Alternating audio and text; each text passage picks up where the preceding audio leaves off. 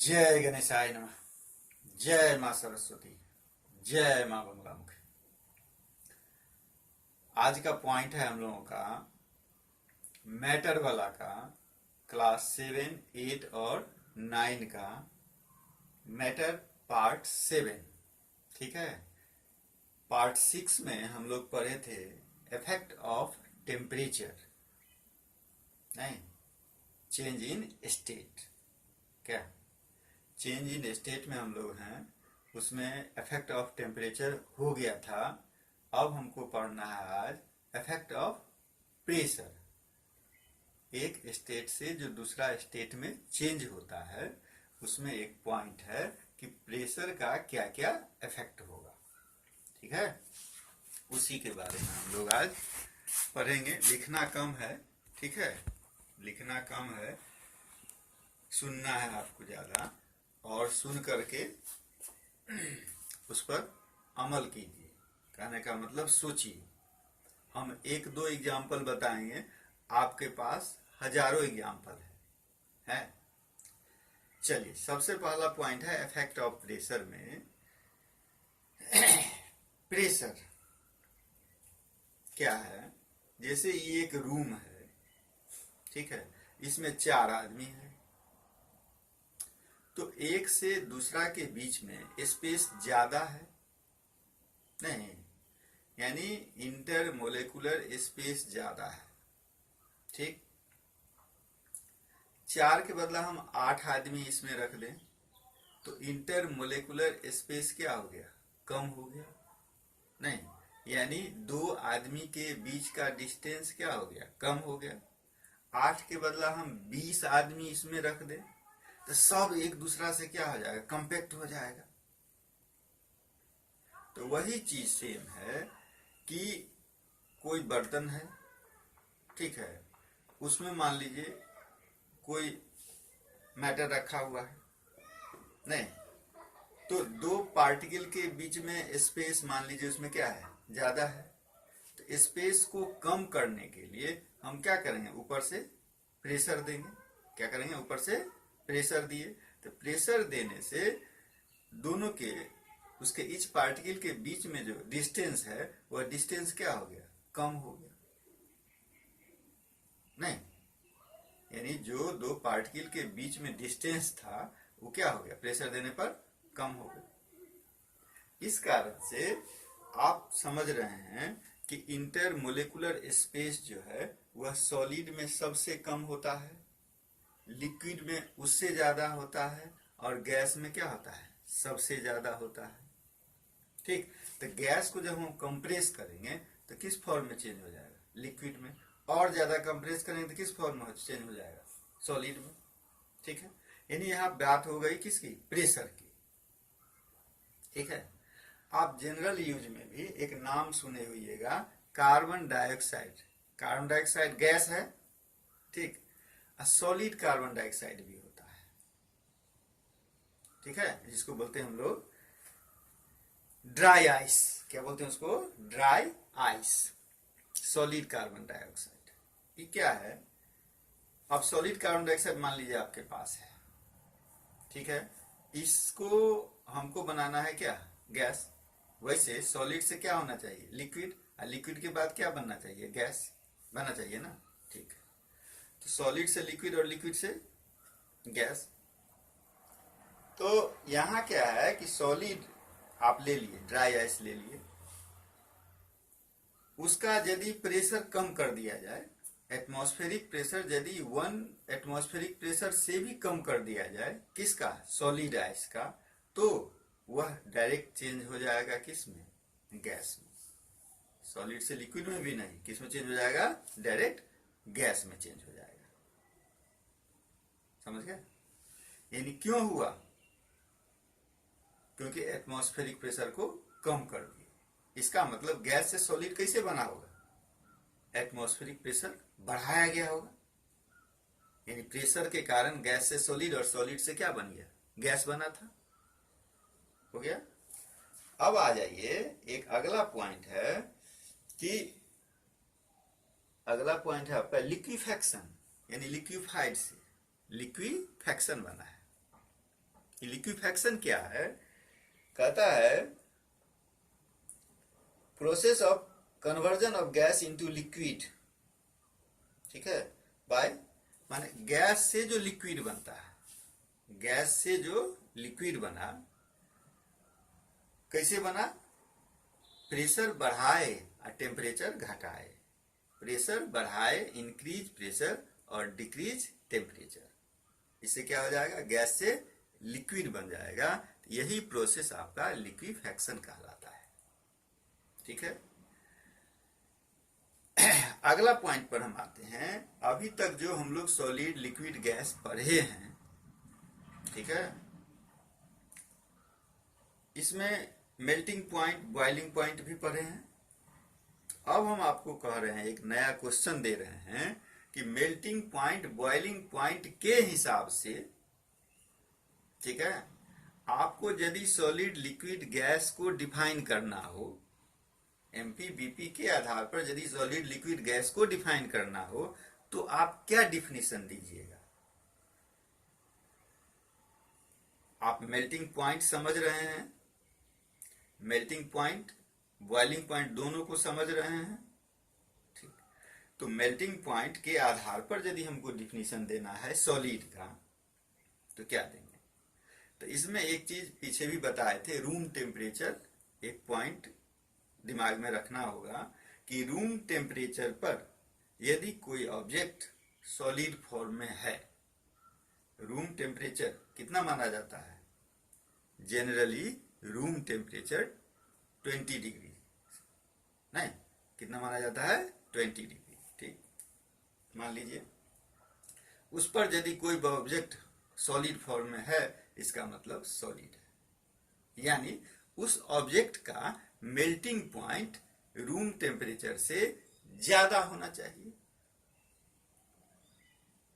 बात समझ रहे हैं? उस ऑब्जेक्ट का एमपी माने मेल्टिंग पॉइंट रूम टेम्परेचर से ज्यादा होना चाहिए।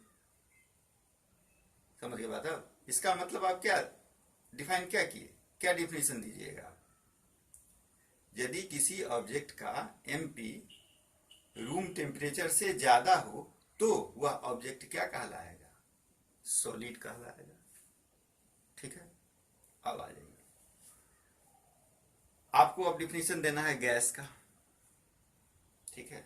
गैस में बॉइलिंग पॉइंट से, तो लिक्विड का ना, सॉलिड के बाद लिक्विड आना है ना, लिक्विड पर बॉइलिंग पॉइंट से रिलेटेड है, नहीं तो क्या दीजिएगा? इसी प्रकार से आप अपना दिमाग लगाइए, क्या दीजिएगा? कोई मटेरियल यदि रूम टेम्परेचर पर लिक्विड फॉर्म में है, रूम टेम्परेचर पर लिक्विड फॉर्म में है, तो वह क्या कहलाएगा? लिक्विड है। ना तो रूम टेम्परेचर से ज्यादा और ना ही रूम टेम्परेचर से कम, जो जनरली रूम टेम्परेचर होता है उस पर वह लिक्विड फॉर्म में है, तो आप लिक्विड कह दिए। आपको क्वेश्चन मिला हुआ है कि बीपी के आधार पर, यानी बॉइलिंग पॉइंट के आधार पर आपको बताना है क्या, कि भाई तू लिक्विड का डिफिनीशन बताओ। सोचो अब तुम क्या बताएगा, क्योंकि हम आपको सॉलिड का बता दिए, ठीक है। क्या करेगा, क्या होना चाहिए? वही सेम चीज, यदि उसका बॉइलिंग पॉइंट रूम टेम्परेचर से क्या होगा? ज्यादा होगा। बॉइलिंग पॉइंट क्या होगा? रूम टेम्परेचर से ज्यादा होगा। किसी भी ऑब्जेक्ट का, किसी भी ऑब्जेक्ट का बॉइलिंग पॉइंट रूम टेम्परेचर से जब ये ज्यादा हो गया, इसका मतलब वह किस फॉर्म में कहलाएगा? Liquid form. हो गया। अब आ जाओ, तीसरा पॉइंट है गैस के लिए। गैस के लिए जस्ट बॉइलिंग पॉइंट यदि रूम टेम्परेचर से क्या होगा? लो होगा। किसी मटेरियल का, किसी मैटर का बीपी लेस देन क्या होना चाहिए? रूम टेम्परेचर, तो वह क्या कहलाएगा? गैस कहलाएगा। हो गया। चलिए, अब मेरा अगला पॉइंट है इवेपोरेशन। सबसे मेन पॉइंट और सबसे ज्यादा क्वेश्चन, सबसे ज्यादा यूज भी, और सबसे ज्यादा आप इससे फैमिलियर भी हैं, और टाइम भी आपका अभी जो समय चल रहा है गर्मी का महीना, उसमें इवेपोरेशन का ज्यादा आपको एग्जाम्पल मिलेगा। आप खोजिए एग्जाम्पल। इवेपोरेशन माने क्या? वाष्पीकरण यानी क्या? बॉइलिंग अलग है, इवेपोरेशन अलग है, बाद में इसमें भी डिफरेंस आपको बताना है। इवेपोरेट करना, तो इवेपोरेशन के लिए कोई जरूरी नहीं है कि टेम्परेचर इतना होना ही चाहिए। इवेपोरेशन जो है वो किसी टेम्परेचर पर हो सकता है। ठीक है, ये बात दिमाग में रखिएगा। जब हम बॉइलिंग और इवेपोरेशन में डिफरेंस बताने लगेंगे, वहां पर यह एक पॉइंट आएगा। बॉइलिंग के लिए एक निश्चित टेम्परेचर चाहिए, लेकिन इवेपोरेशन के लिए कोई फिक्स टेम्परेचर की जरूरत नहीं है। किसी टेम्परेचर पर इवेपोरेशन हो सकता है। इसका आप एग्जाम्पल लीजिए। जैसे आपके अगल बगल या कहीं आप सवेरे एक काम कीजिए, एक थाली या एक बाल्टी या एक गिलास में पानी रख करके छत पर रख दीजिए, घर में भी रख दीजिए, कहीं भी। वो देखिएगा शाम तक या एक दिन दो दिन में पानी आपसे आप कम हो रहा है। क्यों? इवेपोरेशन के कारण। इसका मेन कारण क्या है, उस पर आइए। मेन कारण पर आइए। अब कहता है जितना भी मैटर है सब मोलिकुल से बना हुआ है, ये बात आपको पता है। अब मोलिकुल्स जो है वह एक जगह कांस्टेंट नहीं रहता, एक जगह स्थिर नहीं रहता है, वो हर समय मूवमेंट में रहता है। इसी बात पर ध्यान रखिए, हर समय मूवमेंट में रहता है। तो मान लीजिए आप ग्लास में या कटोरा में या बाल्टी में पानी रखे, ठीक है? तो मान लीजिए ग्लास है, इतना मुंह निकला ऊपर में, इतना सरफेस बना। थाली है तो इतना ज्यादा सरफेस बना, इसको भी ध्यान में रखिए आप। ठीक है, पोखरा है तो बहुत ज्यादा सरफेस है। ठीक, तो वाटर, पानी का सरफेस है तो वाटर मोलिकुल्स एक दूसरा से तो टकराया ही, हर समय वो क्या करता है, मूवमेंट में रहता है। ठीक, साथ साथ इससे सटा हुआ जो एटमॉस्फेयर है, एयर है, ये अपना में टकराता है तो इससे भी टकराता है। अपना में तो टकराया ही, वाटर मोलिकुल सरफेस से एक दूसरा से टकराता ही रहता है। साथ साथ इससे सटा हुआ जो एयर है उससे भी वो टकराया। ठीक, टकराते गया टकराते गया टकराते गया, फ्रिक्शन हुआ। ठीक है, मोशन में है, नहीं मोशन में आ गया और ज्यादा, वो भी पार्टिकल मोशन में आया, ये भी पार्टिकल मोशन में आया। इससे उसको क्या मिलेगा, एनर्जी मिलेगा। मोशन के कारण क्या होगा, एनर्जी। एनर्जी किस एनर्जी में चला गया, मोशन के कारण जो एनर्जी होगा कौन एनर्जी कहलाएगा, काइनेटिक एनर्जी। अब जब काइनेटिक एनर्जी इसको मिला तो अब वो कहता है वाटर का जो ड्रॉपलेट्स है या वाटर का जो मोलिकुल्स है वो एक दूसरा के बीच में जो इंटरमोलिकुलर फोर्स है, उस एनर्जी के कारण यह फोर्स क्या हो गया, धीरे धीरे कम हो जाएगा। पहले सटा हुआ था ना, अब एनर्जी मिला, अपने में तो रगड़िए रहा था, अपने में क्या कर रहा था, लड़िए रहा था। साथ साथ ये ऊपर वाला जो सरफेस का एयर मोलिकुल्स है उससे भी उसको टकराया। टकराते टकराते कोलाइड होते होते होते उसमें क्या होगा, काइनेटिक एनर्जी आ गया। काइनेटिक एनर्जी आ गया तो ये दोनों के बीच में जो डिस्टेंस था, दो मोलिकुल के बीच में डिस्टेंस जो था वो क्या होगा, धीरे धीरे बढ़ गया। बढ़ गया तभी ये मोलिकुल इसमें से अलग हो गया। अलग होकर के कहाँ चला गया, एयर में चला गया। समझ गए? अलग होकर जब एयर में चला गया, अब वहां से वो उड़ गया। एवं प्रकार फिर इस मोलिकुल को जो बचा हुआ था सो वो दूसरा तीसरा चौथा पांचवा इस प्रकार से वो क्या होता है, इवेपोरेट होते होते चला जाता है। ठीक है, यही था आपका इवेपोरेशन। इसमें टेम्परेचर कोई माने नहीं रखता है, किसी टेम्परेचर पर इवेपोरेशन हो सकता है। एक बात। दूसरा कि सरफेस एरिया जितना ज्यादा हुआ, देखे है ना, ग्लास में इतना ही सरफेस था, बाल्टी में ज्यादा सरफेस तो बहुत ज्यादा सरफेस हुआ तो एयर के कांटेक्ट में उतना दूर का आएगा वाटर का मोलिकुल, क्या होगा उसमें, रेट ऑफ इवेपोरेशन क्या होगा, ज्यादा होगा। पोखरा है, उतना ज्यादा सरफेस है, उतना कांटेक्ट में क्या, और क्या होगा, ज्यादा हो जाएगा।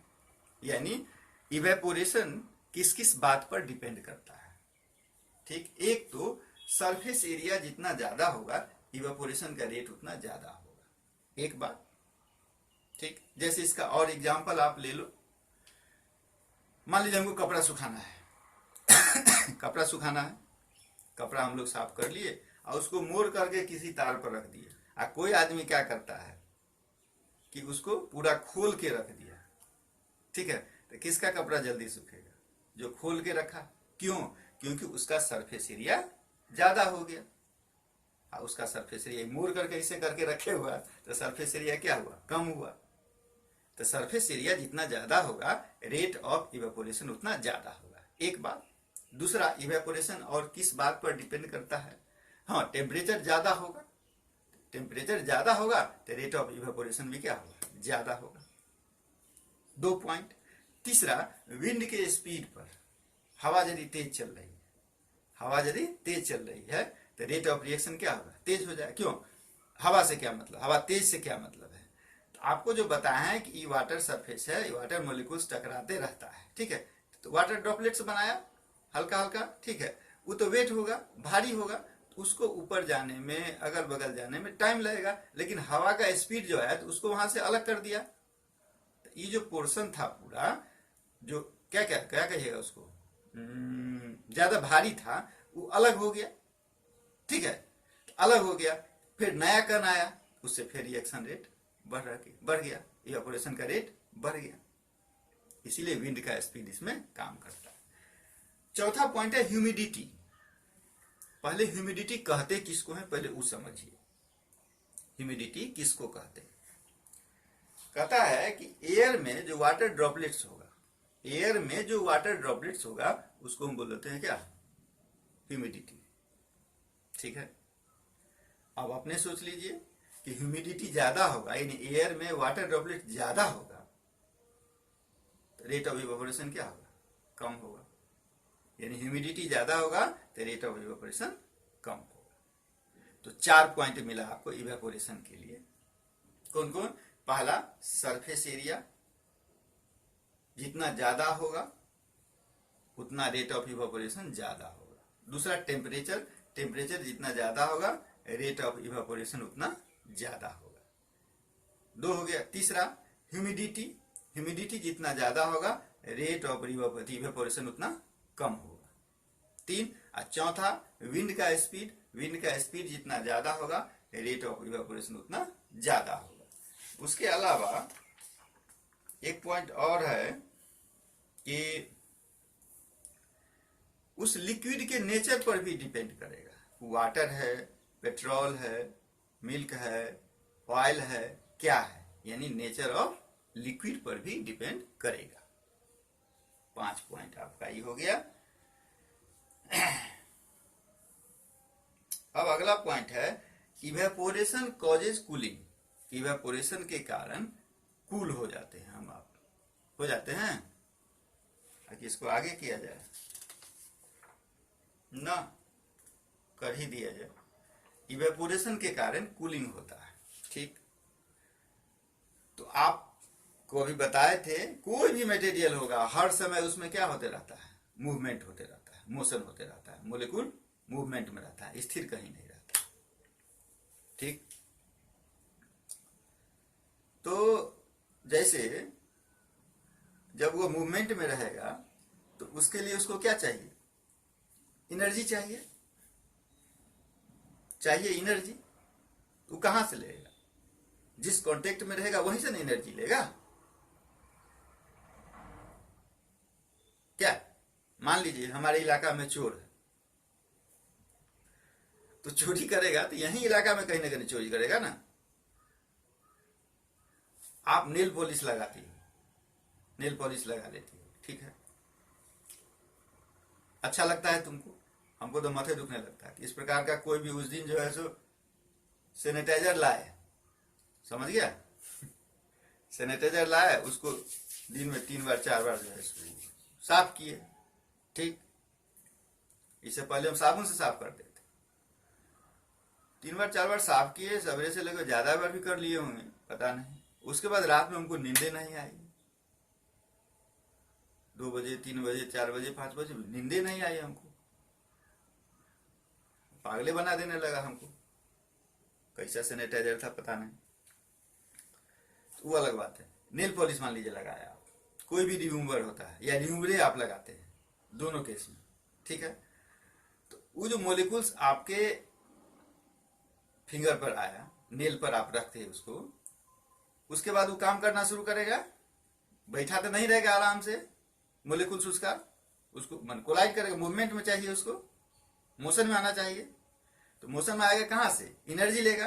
कहां से एनर्जी लेगा, आप ही का ना उंगली से एनर्जी ले रहा है वो, तो वहां से एनर्जी यानी हीट लिया, हीट एनर्जी लिया, यानी आपका वो जगह ठंडा लगता है आपको, समझे। यानी उसमें कुछ नहीं है, सब आप ही के शरीर से हो रहा है। अब समझ गए, यानी आपके शरीर का हीट कमेगा।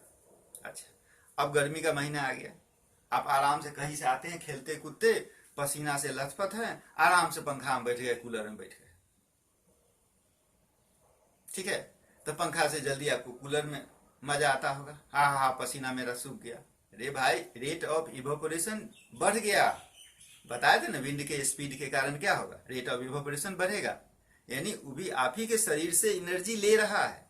मान लीजिए मेरा शरीर है, यहां पर पसीना आया, ठीक, पसीना आया, तो पसीना जो यहां आया, तो इसके संपर्क में क्या है, एयर है।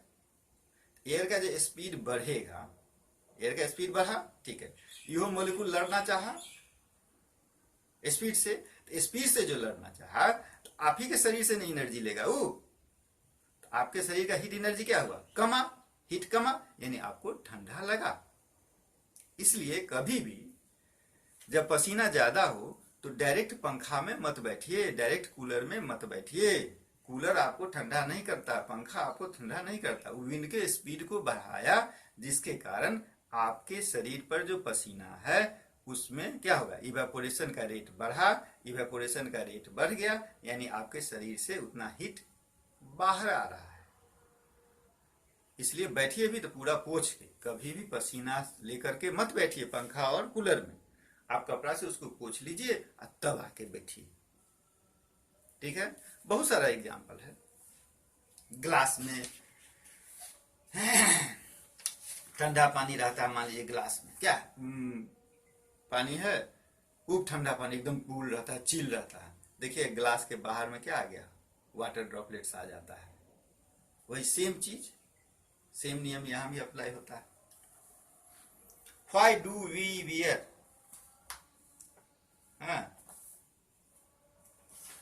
Cotton clothes in summer. देखो अब हम कोई एग्जाम्पल तुमको बताएंगे, एक दो बताएंगे, इसमें लाखों एग्जाम्पल है, अब तुमको अपने खोजना है। मेन पॉइंट बता दिए हुए हैं, कोई भी मटेरियल होगा, कोई भी मटेरियल होगा दुनिया का, मोलिकुल से बना हुआ है, और मोलिकुल कभी कांस्टेंट नहीं रहना चाहेगा, नहीं रहता है, वह एक दूसरे से कोलाइड करते रहता है, क्योंकि बंधन में रहता है, बंधन को तोड़ना चाहता है, उसके लिए एनर्जी चाहिए उसको, ठीक है। जैसे गर्मी में हम लोग कहते हैं सूती कपड़ा क्यों पहनते हैं, तो कॉटन कपड़ा जो है वह पसीना को क्या करता है, पानी में करता है, एब्जॉर्ब करता है, तो शरीर से पसीना निकलता है, वो बेचारा एब्जॉर्ब करता है, ठीक है। यही है, और कोई विशेष नहीं है। इसके बाद हो गया, होगा तब क्वेश्चन वोश्चन कुछ होगा। एक स्टेट और दिया इसमें, प्लाज्मा स्टेट, एक स्टेट दिया, जैसे सॉलिड लिक्विड गैस हम लोग पढ़ते हैं, तो एक स्टेट दिया प्लाज्मा स्टेट। प्लाज्मा स्टेट जो होता है, कहता है scientist are taking about 5 states of matter in addition to solid liquid gas state, there is another state is called क्या, प्लाज्मा स्टेट। इसको बोलते हैं हम लोग super energetic and super excited particles, ठीक है। उसके बाद एक है BEC, Bose Einstein condensate, BEC, ठीक है। और अलग अलग पार्टिकल, इस प्रकार से आपका स्टेट्स ऑफ मैटर हो गया खत्म, टाइम भी हो गया ज्यादा। अब आप इसको 1 से 2 बार सुन लीजिएगा, ठीक है। सुनने के बाद आपके पास जो किताब है, आपके पास जो भी बुक होगा, उस बुक से पढ़िएगा और जो भी क्वेश्चन होगा उस क्वेश्चन को बनाइएगा और अपने से नया नया क्वेश्चन खोजिए। किताब से क्या मतलब है, आपके अगल बगल में हजारों क्वेश्चन हो सकता है। ठीक है। जय मां बंगला मुखी।